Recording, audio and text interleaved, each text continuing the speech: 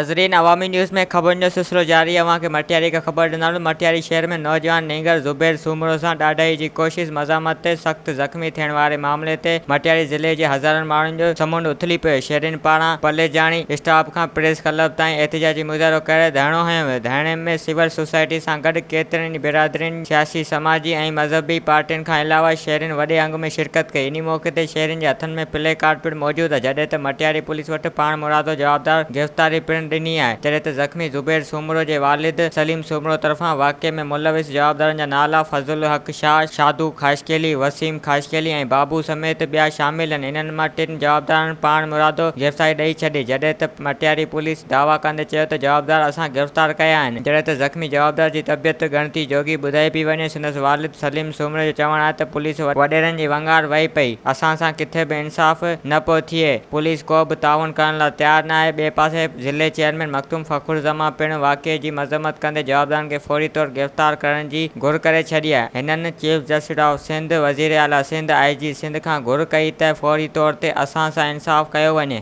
वधीक ख़बरनि ऐं तफ़सील जे लाइ विज़िट कयो असांजी वेबसाइट awamiNewsHD.com ऐं ॾिसंदा रहो अवामी न्यूज़ HD।